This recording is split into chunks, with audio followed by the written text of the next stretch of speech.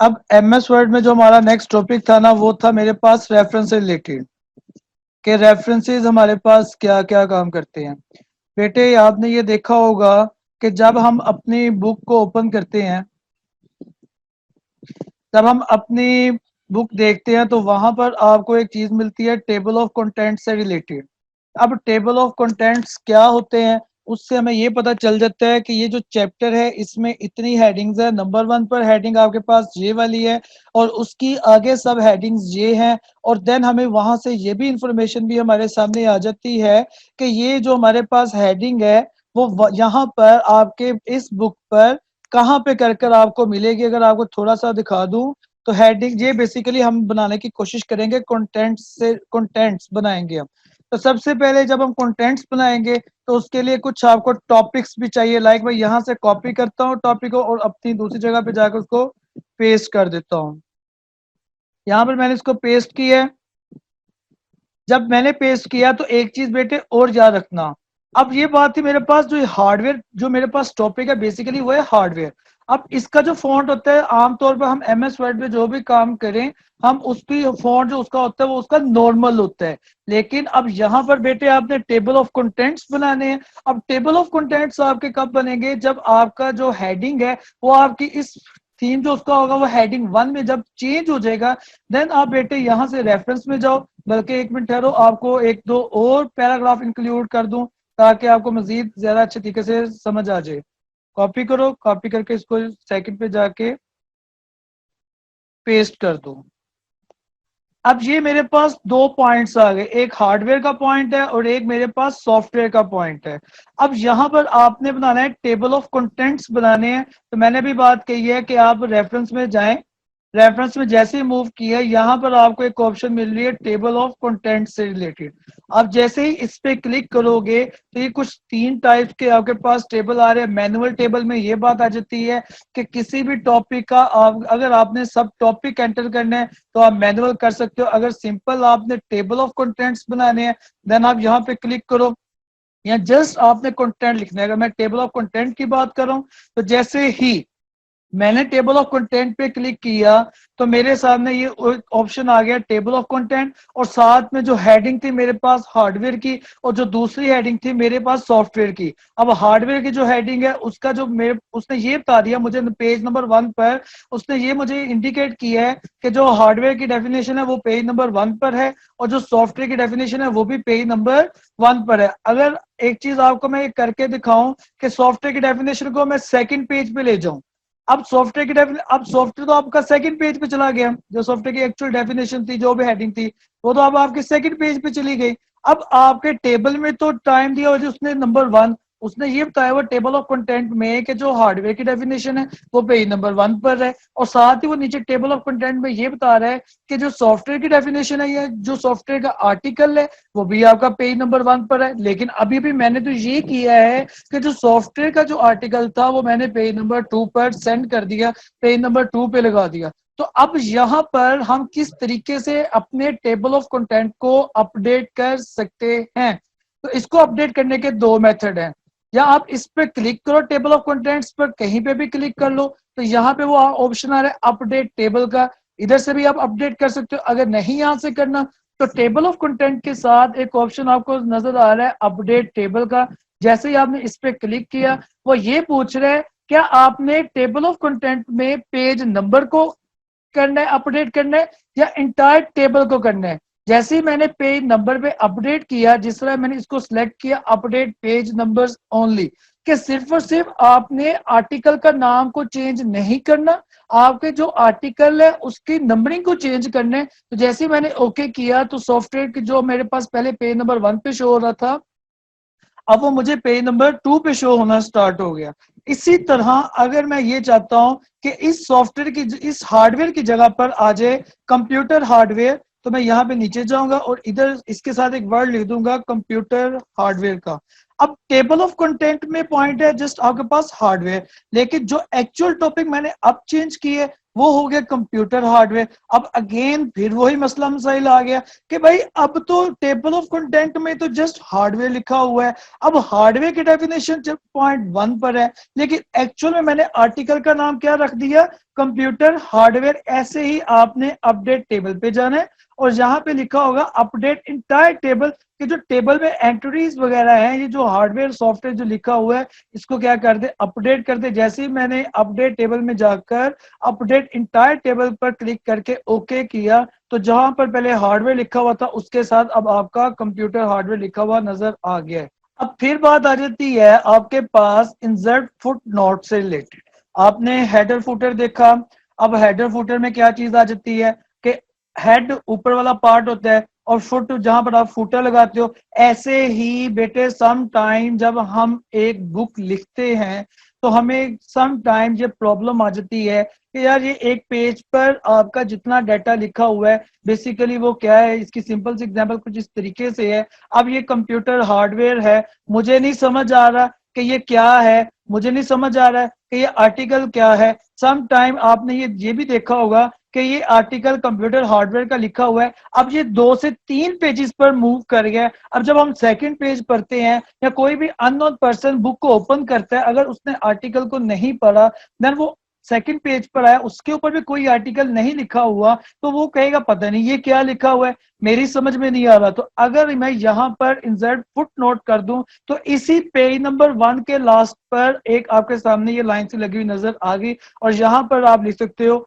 Topic hardware, topic hardware. तो अब यहां पर ये फुट नोट लग गया है कि अगर किसी जगह पर किसी भी यूजर को समझ नहीं आ रही कि यार ये टॉपिक जो हम हार्डवेयर का लिख रहे हैं और हार्डवेयर का टॉपिक कोई 3 से 4 पेजेस पे मूव कर गया है, अब तीसरा पेज मेरा ओपन है, उसको नहीं पता कि ये आर्टिकल कौन सा है, उसको नहीं पता कि ये टॉपिक क्या है, उसको नहीं पता कि ये जो वर्डिंग लिखी हुई है उसका मतलब क्या है, तो उसको फिर कैसे पता चलेगा, वो उसके फुट नोट से पता चल जाएगा कि हेडिंग 1 लगी जी आपके पास, ये जो आर्टिकल आपका चल रहा है वो आपके पास हार्डवेयर का आर्टिकल चल। ऐसे ही आप अगेन दूसरी हेडिंग है सॉफ्टवेयर वाली, अगेन वही कॉन्सेप्ट है कि आपके फिर वो प्रॉब्लम आ गई है कि हमें नहीं पता कि ये टॉपिक कौन सा है, हमें नहीं समझ आ रही कि इसके अंदर क्या लिखा हुआ है, पता नहीं ये कौन सा टॉपिक है जो 2-3 पेजेस पर कंप्लीट हो रहा है। तो इस पर भी आप इंसर्ट फुटनोट लगाकर सॉफ्टवेयर लिख दो, टॉपिक सॉफ्टवेयर।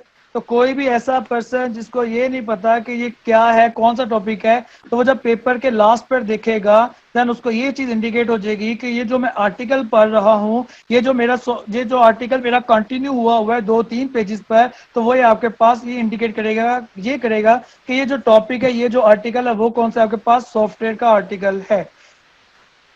ठीक है। उसके बाद बात आ जाती है मेरे पास इंसर्ट एंड नोट की। इसी फुट नोट के आगे लिखा हुआ है मेरे पास इंसर्ट एंड नोट। अब इंसर्ट एंड नोट में जब हम एक डॉक्यूमेंट लिख लेते हैं, ये आपने अक्सर बुक्स में देखा भी होगा, अगर नहीं भी देखा तो आज आप देख लेना, शायद आपकी 9th 10th या फर्स्ट सेकेंड ईयर की बुक में अगर यहाँ पे ना हुआ तो कोई बीएससी की या बुक में या आपके पास ये लाजमी मिल जाएगा कि जब आपका डॉक्यूमेंट कंप्लीट होता है, देन आप बेटे उसके लास्ट पर पूरी वर्डिंग लिखी होती है कि जी ये राइटर है, यहाँ एंड पे लिखा होता है फॉर एग्जाम्पल अल्लाह हाफिज जी, क्या नाम है, मेरा ये आर्टिकल पूरा हो गया है, ठीक है, अब इससे आगे कुछ नहीं है, आपकी बुक कंप्लीट हो गई है। तो जब बेटे आपका कोई भी डॉक्यूमेंट कंप्लीट होता है तो उसके लास्ट पर बेटे आप एंड नोट लगा सकते हो। अब एंड नोट लगाने का मकसद ये भी वही बात आ जाती है कि ये चलो इतना इंपॉर्टेंट नहीं है, लेकिन फिर भी आप एंड नोट का यूज आउट इसलिए कर लेते हो कि लास्ट पर आपको ये पता चल जाए कि यहाँ तक मेरी बुक है, यहाँ तक मैंने लिखा है, ये बुक मैंने बनाई है, ठीक है, अब यहाँ तक मेरा आर्टिकल कंप्लीट है, इससे आगे कुछ भी हम नहीं कर रहे। फिर उसके नीचे एक पॉइंट आ जाता है नेक्स्ट फुट नोट से रिलेटेड। ये कुछ 4 ऑप्शन आपको दे रहा है, जिसमें नेक्स्ट फुट नोट है, प्रीवियस फुट नोट है, नेक्स्ट एंड नोट है और प्रीवियस एंड नोट है। जैसा फुट नोट का आपका काम है वैसा ही आपका प्रीवियस नोट फुट नोट का काम है। अब यहाँ पर मैंने ये बात की है कि एक आपके पास बुक है और बुक के कोई 200 पेजेस हैं, कुछ 200 पेजेस पर आपकी एक बुक है और उन 200 पेजेस में आपने सिर्फ और सिर्फ किसी 12 पेजेस पर आपने फुट नोट लगाया है। अब आपको ये नहीं याद कि मैंने फुट नोट कौन से पेज पे लगाया है, आपको ये नहीं पता कि फुट नोट 50 वाली लाइन पे लगा है या 100 वाली लाइन पे लगा है, आपको कुछ भी नहीं पता, तो आप बेटे चुप करके रहो, आप रेफरेंस में मूव करो। रेफरेंस के बाद जब देखोगे इंसर्ट एंड नोट के नीचे एक लिखा हुआ है नेक्स्ट फुट नोट, जैसे मैं नेक्स्ट फुट नोट करूंगा तो वो मुझे बता रहा है कि पहला फुट नोट आपका ये जो नंबर 1 लिखा हुआ है, पहला वो बता रहा है फुट नोट लगा हुआ है आपका टॉपिक हार्डवेयर पर। अब अगेन मैं नेक्स्ट फुट नोट करूंगा तो वो मुझे बता रहा है कि दूसरा फुट नोट लगा हुआ है आपका सॉफ्टवेयर पर। तो अब जैसे मैं ये बात कर रहा था कि 200 पेजेस हैं आपकी बुक में, और आपने उन 200 पेजेस में से आपने किसी 12 या 13 पेजेस पर फुटनोट लगाया है, तो आप उसको कैसे ढूंढ सकते हो? उसका सिंपल वे ये है कि आप रेफरेंस में मूव करो और नेक्स्ट फुटनोट पर आओ, जहां पे फुटनोट लगा हुआ है आप सिंपल उसका नेक्स्ट फुटनोट करो। जैसे आप नेक्स्ट फुटनोट करोगे तो वो बता देगा कि फलां जगह पर फलां पेज पर आपका पहला फुटनोट लगा हुआ है। अगर आपने दूसरा देखना है, इस पे क्लिक करो, फिर अगेन नेक्स्ट करो, तो वो आप दूसरे पर आ जाओगे। अब ऐसे ही आप ये चाहते हो कि मैं अभी इस वक्त सेकंड फुटनोट पे हूं, आपके रिक्वायरमेंट ये है कि मैं अगेन इससे सेकंड से पहले वाला फुटनोट कौन सा लगाया था, तो आप इस पे क्लिक करें, तो इस पे क्लिक करें प्रीवियस पे। जैसे आप प्रीवियस पे क्लिक करोगे तो आपका मूव कर जाएगा उस पे फर्स्ट फुटनोट पर। अच्छा, उसके बाद इसी नेक्स्ट फुट नोट से लेकर नीचे भी ये वही चीज है कि आप क्या देखना चाहते हो, शो नोट्स में देखना चाहते हो, आप क्या चीज देखना चाहते हो, फुट नोट एरिया देखना चाहते हो, एंड नोट एरिया देखना चाहते हो, तो जो आपकी रिक्वायरमेंट है उस पर आप क्लिक करो। क्लिक करने के बाद मैंने एंड नोट पे क्लिक किया था कि मुझे भाई एंड नोट शो हो जाए। जैसे मैंने एंड नोट पे क्लिक किया तो वो मुझे एंड नोट पर ले आया। अच्छा, एंड नोट में ना थोड़ी सी बात एक और बताता चलूं कि मैंने ये कहा कि जब भी आप एंड नोट का यूज करते हो तो जो एंड नोट होता है वो डॉक्यूमेंट के किसी आर्टिकल के नीचे आ जाता है, सबसे लास्ट पर आएगा। अगर आपको मैं थोड़ा सा दिखाऊं, अगर मैं ये एंड नोट को खत्म कर दूं और यहाँ पे स्क्रॉल बार को जरा गौर से देखिएगा कि इस वक्त तो मैं टेबल ऑफ कंटेंट्स में, अब यहां पर मैंने इंसर्ट नोट किया, एक सेकेंड, इंसर्ट नोट जैसे ही करूंगा कि चूंकि एक्चुअली इस डॉक्यूमेंट पर इंसर्ट नोट ऑलरेडी लगा हुआ है, इस वजह से उसने कोई भी एक्शन परफॉर्म नहीं किया। अगर आपको मैं एक और डॉक्यूमेंट ओपन करके दिखा दूं और वहां पर आपको लिखकर बताऊं कि जी ये आपके पास इंसर्ट एंड नोट इस तरीके से काम करते हैं, तो सॉफ्टवेयर की डेफिनेशन ये कॉपी हुई, कॉपी करके मैंने यहाँ पे पेस्ट किया। अब पेस्ट कर लिया, अगेन मैं पेस्ट कर लेता हूँ, कर लिया जी, 2-3 पेजेस पे मैंने पेस्ट कर लिया। जरा एक्चुअली इस स्क्रॉल बार को जरा गौर करना कि जैसे ही मैं रेफरेंस पर आया, रेफरेंस पर आकर मैंने जैसे ही इंसर्ट नोट पे क्लिक किया तो स्क्रॉल बार आपके आखिर वाले पेज पर मूव कर गया, लास्ट पेज पे मूव कर गया। वो फर्स्ट पेज के लास्ट पे नहीं आया। एंड का मतलब है आखिर पर जाकर आपने कोई नोट लिखना है, एंड पर जाकर आपने कुछ भी नोट वगैरह को एंटर करना है। आप देखो कि जैसे मैंने इंसर्ट नोट एंटर किया वो पेज नंबर 1 के लास्ट पर मूव नहीं हुआ, वो पेज नंबर 2 के लास्ट पर आया इंसर्ट नोट, और यहां पर आप जो भी लिखना चाहते हो एज इट इज वो आप लिख सकते हो। ठीक है, बात समझ। उसके बाद लास्ट एक छोटी सी बात चल करता अपने टॉपिक को खत्म करता हूँ, लास्ट बात आपको थोड़ा सा बताता हूँ। वो बात आ जाती है सिटेशन एंड बिब्लियोग्राफी। ये बिल्कुल बहुत सिंपल सा टॉपिक है। ये वो टॉपिक है जहां पर आप अपनी बुक को देखते हो, और जब भी आप अपनी बुक को देखते हो तो उसके लास्ट पर बेटे आपको एक चीज मिलती है बिब्लियोग्राफी। और बिब्लियोग्राफी में ये लिखा होता है कि ये जो बुक आपकी है वो कितने राइटर्स ने लिखी है, कितने ऑथर्स हैं, कितनों का क्या ईयर है, वो जो एक ऑथर है उसकी एजुकेशन कहाँ से है, वो उसने पढ़ा कहाँ से है, किस यूनिवर्सिटी से उसने पढ़ा है, इस वक्त वो किस यूनिवर्सिटी में पढ़ा रहा है, किस अदारे में वो पढ़ा रहा है, यानी कि जो भी उसका डाटा वगैरह है वो आपका इस बिब्लियोग्राफी में बताया जाता है।